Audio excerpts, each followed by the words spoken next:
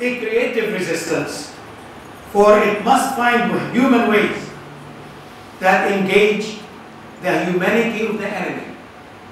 Seeing the image of God in the face of the enemy means taking up positions in the light of this vision of active resistance to stop the injustice and oblige the perpetrators to end their aggression and thus achieve the desired goal. And what is our desired goal? Is to get back the land of Palestine, to work for freedom, to achieve freedom, to achieve dignity and independence. And I'm going to end with also some words. But before I do this, I want to say something about the Palestinian Christian community. Because I'm sure some of you would say, I mean, where do these Christians come from? You know, it's very interesting to point out that here in South Africa, most of the people of South Africa are Christians. And the Muslim community, as I heard this morning, about 2%, the Muslim community. Well, back home, at the beginning, at the end of the 4th century, a few hundred years before Islam started, Palestine had become a Christian country. Because Jesus Christ, Sayyidina al-Masih, Sayyid al-Masih, was born in Palestine. And he grew up in Palestine. And that's where he lived. And that's where he preached. So the whole country of Palestine became Christian. And our roots as Palestinian Christians go back to that time. When Palestine, when Sayyid al-Masih was there, and he had his Sahabi, his disciples. Our language is now Arabic. But in those days, we used to speak Aramaic, which was the language which Sayyidina al-Masih was speaking. And then, in the 7th century, the Muslims came. And then we started having Muslims and Christians living together, and Jews. So we used to live together in peace. But over the years, we also started losing some numbers.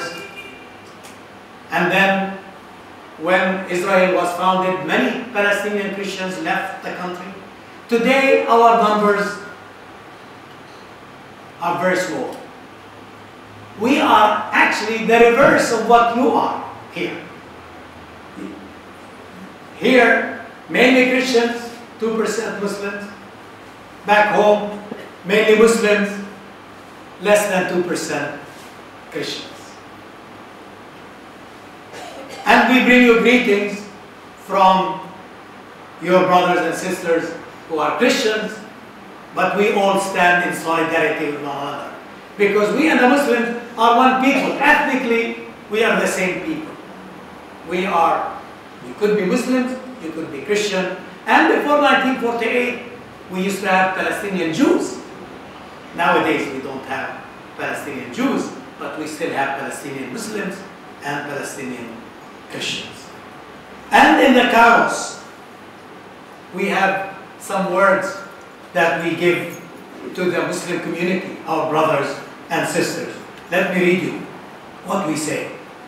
We say our message to the Muslims, a message of love and of living together. It's very interesting. At Sabir, the program that we have for between us and with the Muslims, we call it living together. Because that's what we do. We live together. We have been oppressed like the Muslim community has been oppressed. We are oppressed not because we are Muslims or we are Christians. We are oppressed because we are Palestinians.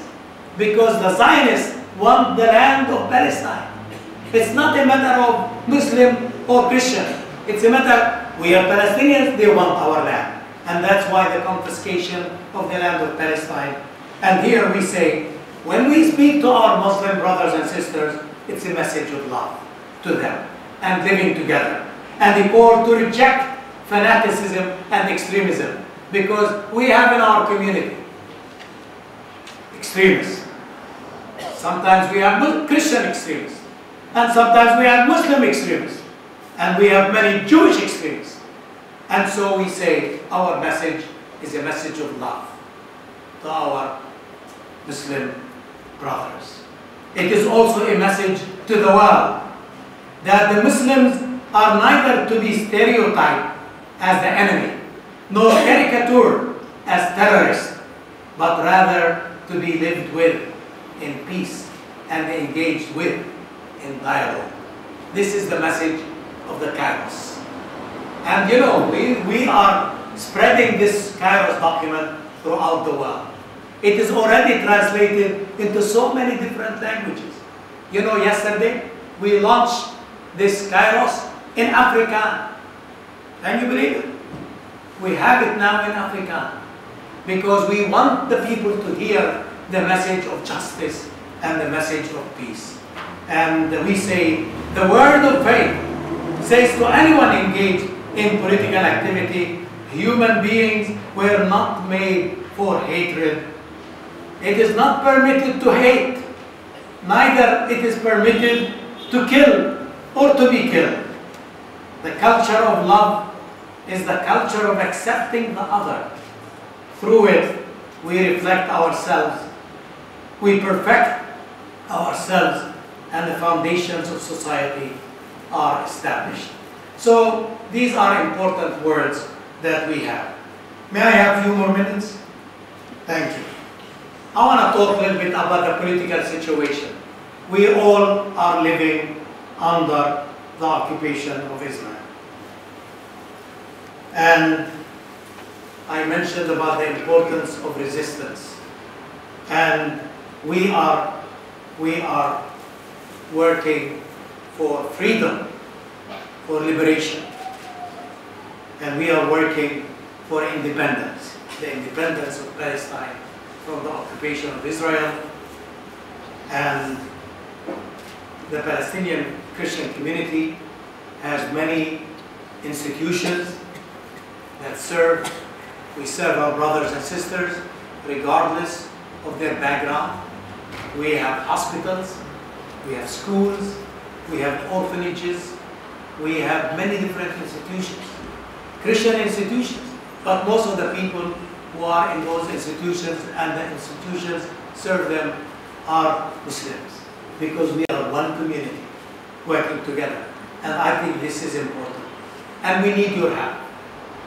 During the apartheid years, I would say almost all Palestinians, Muslims and Christians, were with the people of South Africa. And when apartheid was over, we rejoiced with you. And I know many of you are praying for us and are working with us against the occupation, because the occupation of Israel to the Palestinian territories is illegal under international law. And so we are trying to uplift international law and end the occupation. So I want to say, may God bless you. Please remember Palestine in your prayers. Please stand. I think we need to work together in this country so that the South African government would begin to see that what is found now in Palestine is apartheid. And when Desmond Tutu, Bishop Tutu, came to visit us, and he saw what's happening there, and then many other South African people came to visit us in Palestine. And when they saw how we live under the occupation of Israel, many of them said, what we see in Palestine is the worst. It's even worse than what was happening under apartheid in South Africa. So many people are witnessing to that. And we hope that through your help, the South African government would declare that what's happening in Palestine is apartheid. And it must stop. There is no place in the world today for apartheid, for racism. People must live in dignity, must live in democracy. All of us are equal under God. And we worship God, the God who calls us to serve one another, to love one another, to work for justice, for peace, for dignity, and for freedom. Thank you very much for this opportunity. Please extend my greetings and love to Imam Rashid, whom I love dearly, and I hope I will see you again. And Sure. Please come to visit us in Palestine. We would love to have you. We would love to host you. We would love to extend to you the same hospitality that we have, as a delegation, we have felt so warmly by the people of South Africa. So thank you for this opportunity, and may God bless us all. Assalamu alaikum.